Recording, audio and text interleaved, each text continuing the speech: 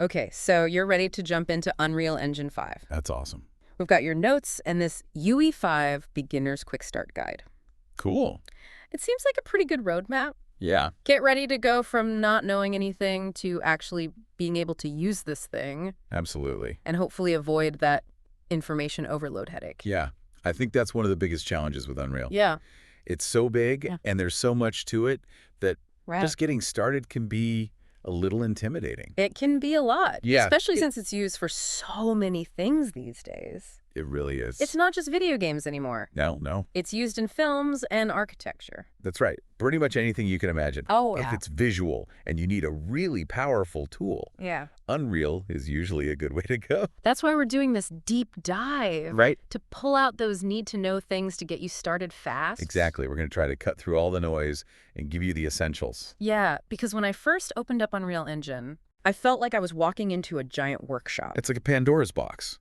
It is. Right. You open it up and it's like, oh my gosh, there's so much here. I don't even know where to begin. And you just don't know where to start. A million tools and no clue. Yeah. Yeah. So before we get too overwhelmed, Right. I think the first thing to figure out is, what do you actually want to make Exactly. with Unreal Engine 5? It's your goal. Yeah. What are you trying to create? Are you trying to create a mind-blowing game? A game. Okay. Okay. That's always a popular one. That's a big one. Yeah. Or like a photorealistic tour of ancient Rome. That'd be cool. That would be very cool. Yeah. What is your world domination plan? I like that world domination plan. Yeah. So yeah, you got to figure out what your goal is because you're never going to master everything That's right. this engine can do. It's just way too big. Too massive. It's way too massive. So instead of trying to learn it all at once, Yeah. it's more about picking and choosing, focusing on what you want to learn for your project. Precisely. And I think that leads into the next big idea, Yep. which is to think of Unreal Engine 5 as modular. Okay. It's not one giant scary program. Right. It's more like a collection of super powerful tools, right? So it's kind of breaking down that Pandora's box Exactly. into manageable chunks. Yes, take it one step at a time Yeah, and instead yeah. of trying to tackle the whole thing at once. So what are some of those tools? So we've got different editors and plugins, Okay. each with its own purpose. So if I need to build a level, is there an editor for that? There is. Amazing. There's a level editor, yeah. Okay. You want to craft stunning materials that make your surfaces look hyper-realistic. I do. There's a material editor just for that. That makes it seem a lot less scary. Good. That's the goal.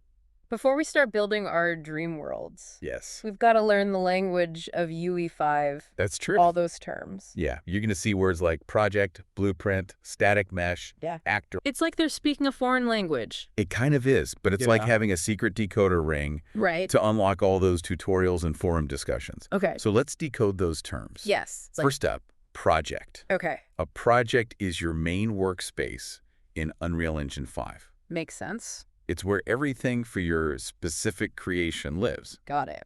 So if you're building a spooky haunted house, Uh-huh. that's its own project, Separate from? separate from a project for a racing game. Okay. You got it. So each project is its own little contained world. Exactly. They're completely self-contained. Okay. And within each project, Yeah. you'll be working with blueprints.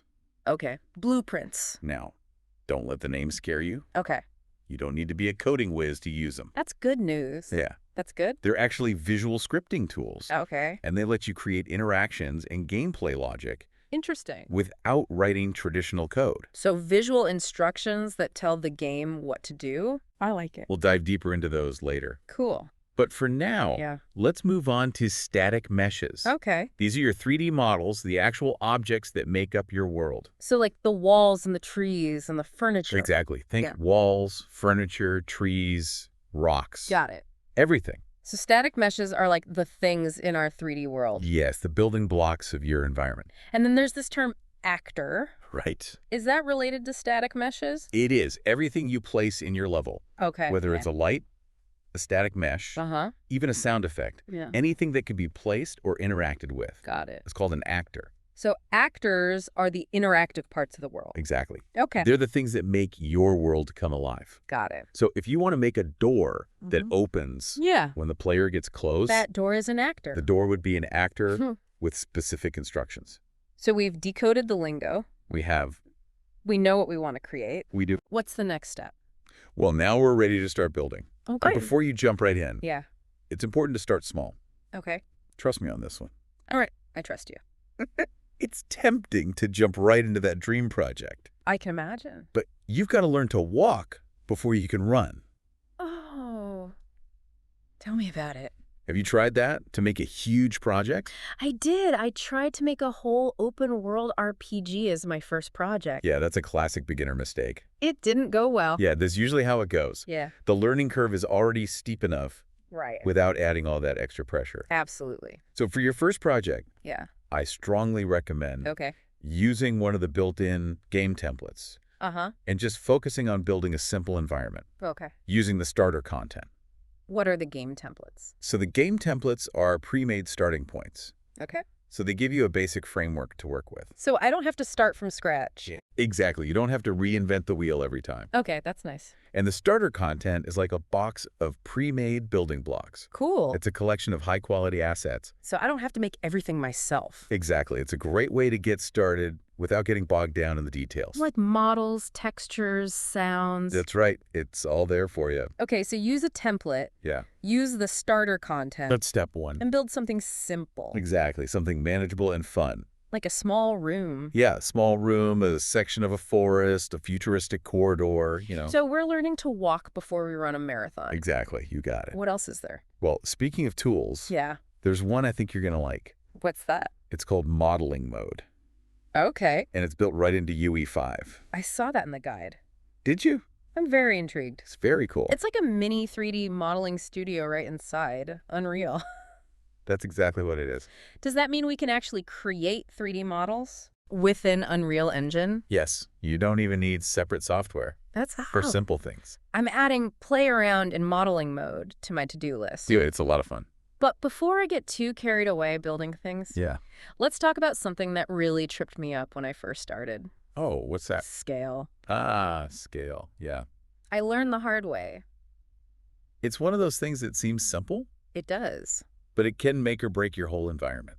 I spent hours building an elaborate castle, Uh-huh. only to realize Oh, no. my character was the size of an ant Yeah, that happens. compared to everything else. Yeah, you got to get that scale right. It was like he was walking through a dollhouse. Right. It's all about proportion. Yeah. In Unreal Engine 5, one Unreal unit Okay. equals 1 centimeter. Okay. So that's important to keep in mind. It is, because everything is relative to your player character. You're right. That's your main reference point. So if I'm building a door, I need to make sure it's tall enough for my character to walk through. Exactly. You don't want them bumping their head.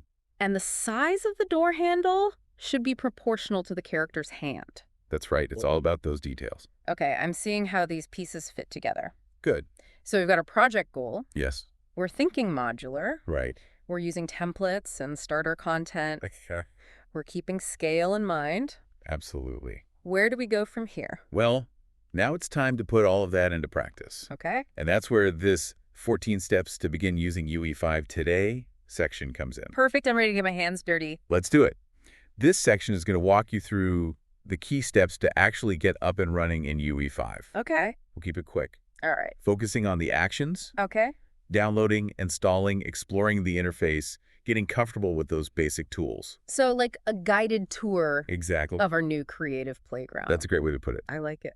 All right, so first things first, head over to unrealengine.com. Got it. Grab the Epic Games Launcher. Okay. That's your gateway to the UE5 universe. Okay. The guide has the link. All right. The installation is pretty straightforward. Download, install, launch the launcher. You got it. What's next? Once you're in the launcher, Yeah. it's time to create your first project. Okay. And remember what we talked about. Start small. Start simple. Okay. Choose a game template that aligns with what you want to build. Okay. It'll give you a basic structure and save you a ton of time. And don't forget the starter content. Oh, yes, absolutely. That treasure chest. It's like a cheat code for beginners. It is. You get all these pre-made assets, Yeah. models, textures, sounds. So much easier than starting from scratch. Way more fun, too. It is. So once you've created your project, Yeah. you'll be greeted by the UE5 editor interface. Okay. This is your command center. It can be a little intimidating at first, right? It can't All those panels and menus. I remember the first time I opened it up, I was Yeah. like, whoa, where do I even start? I feel that.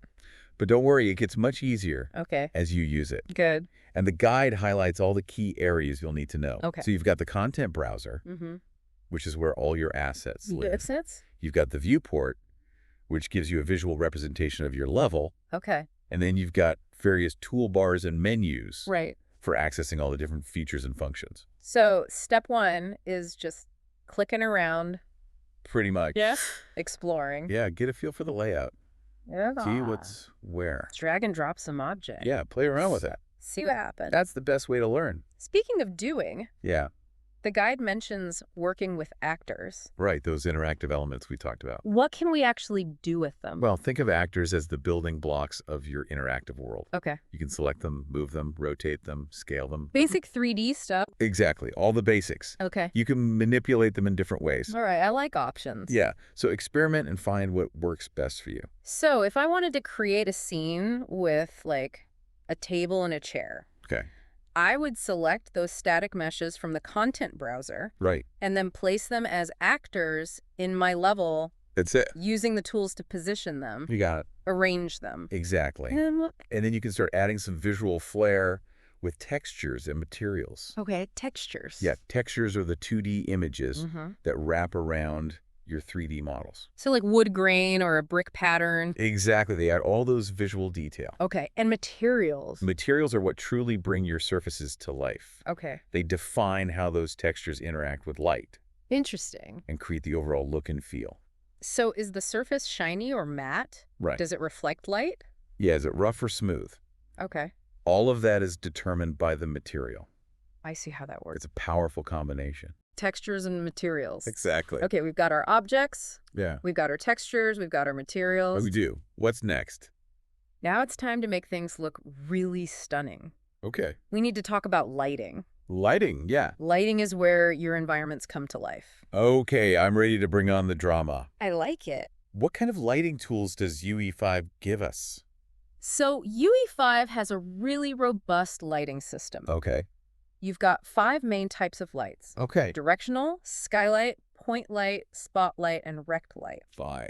Okay. Each one has its own unique properties and uses... So can I use them all together? You can combine them Okay. to create all sorts of cool effects. A lighting cheat sheet. Okay, so directional lights. Yeah. That's your go-to for simulating sunlight. Okay. Skylights capture ambient light from the sky. Uh-huh. They illuminate those indirectly lit areas. Okay. Make your scenes feel more natural. Like a soft overall glow. Exactly. Okay. Point lights are like light bulbs. Casting light in all directions. Makes sense. Spotlights. Yeah. Those are focused beams of light. Okay. Perfect for highlighting objects or creating those dramatic effects. Okay. And then rect lights emit light from a rectangular surface. So like fluorescent lights. Exactly. Or sunlight streaming through a window. You got it. Okay, lots of options. There are. So if I wanted to create like a spooky scene, Okay. Yeah.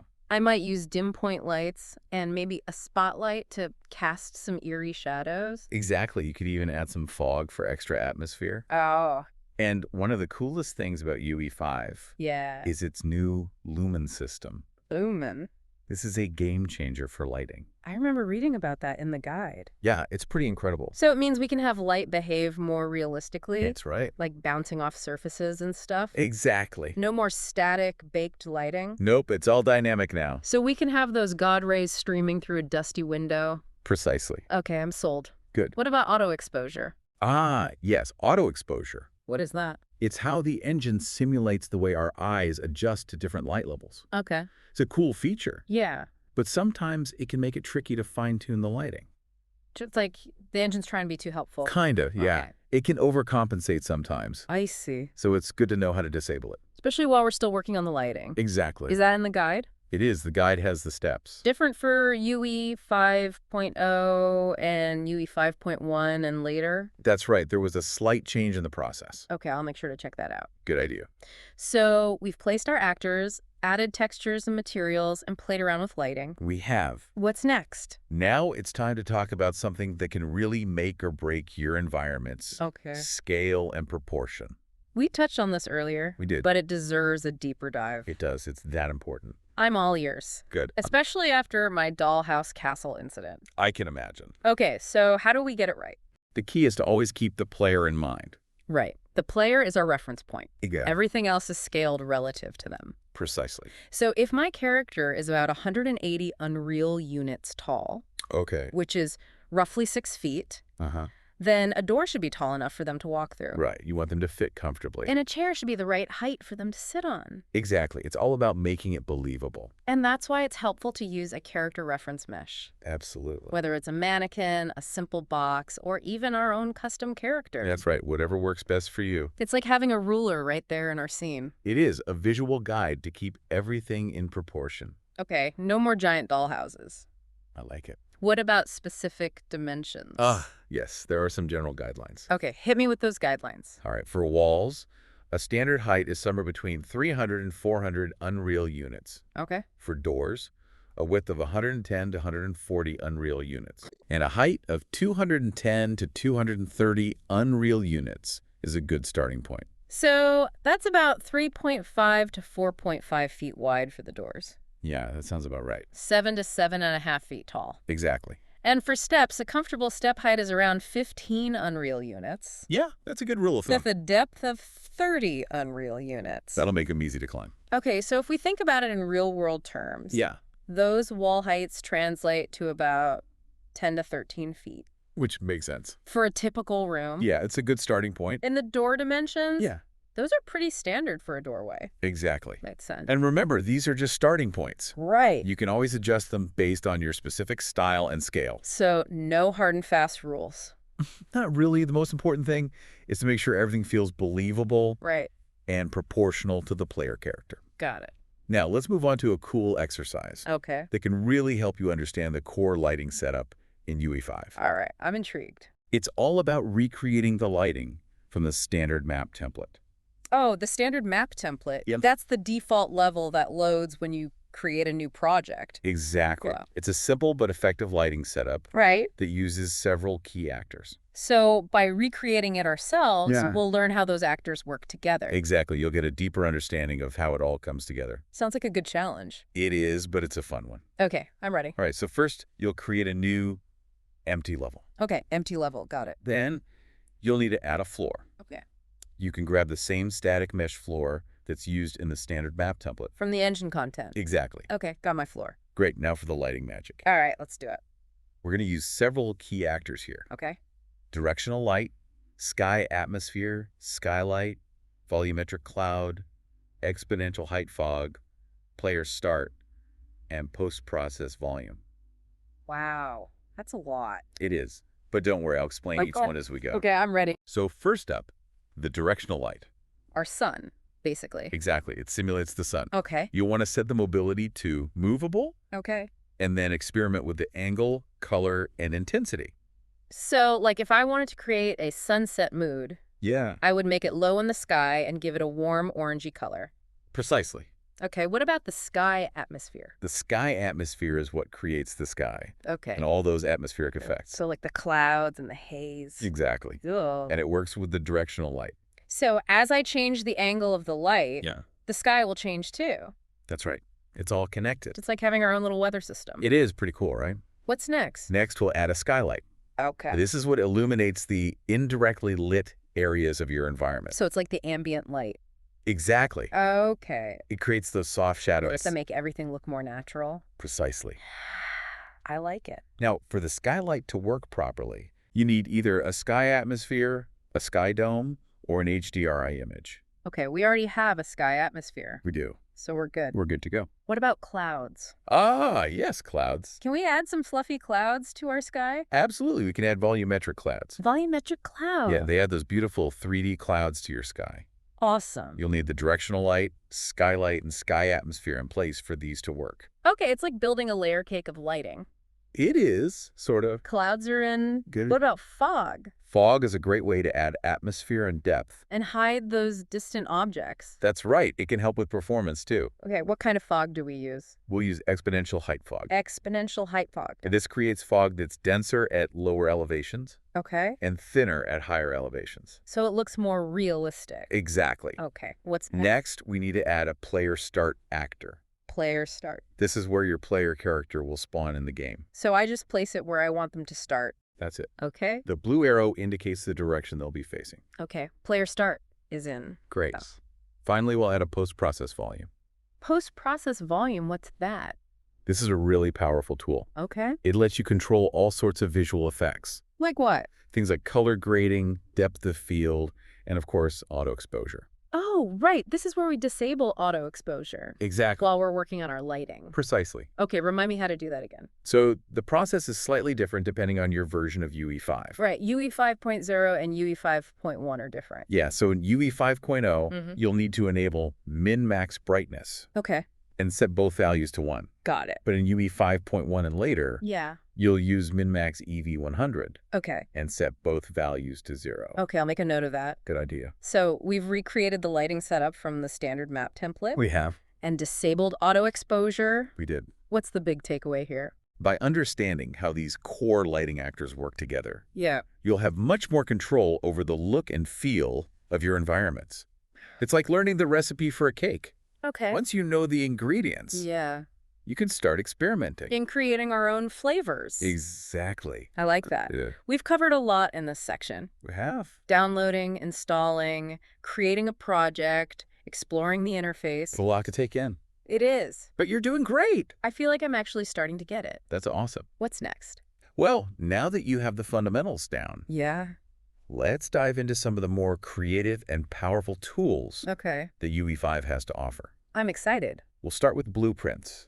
Blueprints. This is where things get really interesting. Okay. Blueprints allow you to create interactive experiences and gameplay logic And you said no code. without writing any traditional code. Okay, that sounds almost like magic. It kind of is. Blueprints are pretty magical. They are. They open up a whole world of possibilities Yeah. without needing to know any complex coding. That's what I like to hear. You can create everything Okay. from simple interactions like making a door open when the player gets close to complex game mechanics Okay. like enemy AI Okay. or inventory systems. I've always wanted to create interactive experiences, Yeah, but the thought of learning code has been intimidating. I get it. So how do blueprints actually work? It's all about connecting these visual blocks called nodes. Nodes. Each node represents a specific action or function. Okay. You connect them together Mm-hmm. in a logical flow Makes sense. to create the behavior you want. So it's like building with Legos. It is a lot like that. Okay. But instead of plastic bricks, Yeah. you're using these visual representations of code. So instead of writing lines of code, Right. I'm visually connecting these nodes Exactly. to tell the game what to do. You got it. Okay, can you give me an example? Let's say I want a door to open when the player presses a button. Okay, so you create a blueprint Uh-huh. that listens for that button press event. Okay. And when that event happens, Yeah. it triggers the action of opening the door. So it's like a cause and effect chain reaction. That's a great way to put it. I like it. And blueprints can get really complex. Really? You can use variables to store information. Okay. You can create functions to perform specific tasks. Interesting. You can even build entire game logic systems Wow, that's amazing. using these visual tools. So are we going to create some blueprints today? We won't have time to build full-fledged blueprints in this session, Okay. but the guide has some good examples All right. and tutorials to get you started. Okay, I'll check those out. One thing I'd recommend is checking out the Content Examples project. Content examples project. It comes with Unreal Engine 5. Okay. It's a treasure trove of interactive examples. Oh, cool. You can learn from them. Okay. You can even deconstruct them Got it. to see how they're built. Content examples project. Noted. Awesome. Okay, shifting gears a bit. Yeah. The guide mentions animations. Yes, animations. What role do they play in creating these immersive experiences? Animations are what bring your creations to life. Okay. They're the movements Yeah. or changes in appearance Uh-huh. that happen over time. So they're how we make things move. Exactly. What kind of animations can we create? There are a few different types. Okay. We have skeletal animations. Skeletal animations. Those are used for characters and objects that have a skeleton. A skeleton. Yeah, a structure of interconnected bones. Right. The animation data defines how those bones move over time. So for my character to walk around, Yeah, I would need skeletal animations that's right. that control their arms and legs. Exactly. UE5 has a great animation system Okay. that lets you blend different animations together. So we can create smooth transitions between actions Can like we- walking and running. You got it. What about animations for objects that don't have skeletons? For that we use morph target animations. Morph target animations. Sometimes they're called blend shape animations. Okay. They work by creating multiple versions of an object, Mm-hmm. each with a slightly different shape. Okay. The animation data blends between those shapes, Interesting. so it creates a smooth deformation over time. So, like, if I wanted a flag to wave in the wind, That's a perfect example. I would create a few different versions of the flag, Right. and the animation would blend between them. Exactly. Morph target animations are good for subtle effects too, right? They are, like facial expressions or Cool. animating objects that don't have a rigid skeleton. And then there are material animations. Right. Those let you animate the properties of a material. So like a glowing object. Yes. Glowing objects, flickering lights, shimmering water, Wow, that's cool. or a surface that changes color over time. I see how animations add that extra layer of realism. They really do. Okay, so the guide has some resources for animations. It does. There are some good examples and tutorials in there. I'll be sure to check those out. Awesome. This is all so much more accessible than I thought it would be. That's the beauty of UE5. Yeah. It's a powerful tool, Mm-hmm. but it's also designed to be user-friendly. Okay, before we wrap up, Yeah. one more thing I want to touch on. Go. Materials. Materials, yeah. We talked about them earlier, Briefly. but I want to learn more. All right, what do you want to know? What makes them so special in UE5? Materials are essentially how your surfaces look Okay. and how they interact with light. So color and texture. Right. Yeah. But also reflectivity, how light bounces off them. Okay. And UE5's material editor is amazing. Is it? It's like a visual laboratory Cool. where you can experiment with all kinds of effects. It's like a painter's palette, but digital. I like that analogy. Okay, and we can create materials for any surface. Pretty much. Wood, metal, glass, fabric, even skin. How do we actually create these materials? UE5's material editor uses a node-based system, Like blueprints. very similar to blueprints. So we're connecting nodes again. You got it. Okay, I'm starting to see a pattern here. UE5 loves visual workflows. Makes it easier for people who aren't coders. Exactly. So we connect nodes to define the properties of our material. That's right. What kind of nodes are there? There are nodes for everything. Okay. Nodes for color, nodes for metallic and roughness properties, Mm-hmm. nodes for adding textures, Okay. even nodes for complex effects like transparency. So if I wanted to create like a rusty metal material, Yeah. I would use nodes to add a reddish-brown base color, Right? maybe a rough texture, Uh-huh. and some metallic properties to make it reflect light. Exactly. And you can even make dynamic materials You can that do. change over time Yes. or react to different conditions in the game. It's a powerful system. It is. Really lets you get creative. So the guide has resources for materials too. It does. You'll find lots of helpful information in there.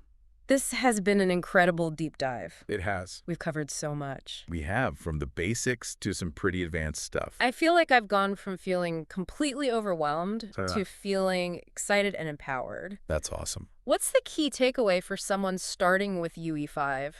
Remember, it's a journey. Okay, Don't try to learn everything at once. right. Focus on your goals, start small, and gradually build your skills. And have fun. Absolutely. That's the most important part. With all the resources available, Yes. anyone can learn to create amazing things with I UE5. believe that. So go forth and create. Build those worlds. Graph those experiences. Let your imagination run wild. And if you hit a roadblock Yeah. or need some inspiration, Uh-huh. remember, this deep dive is here for you. We'll be here. We'll catch you in the next one.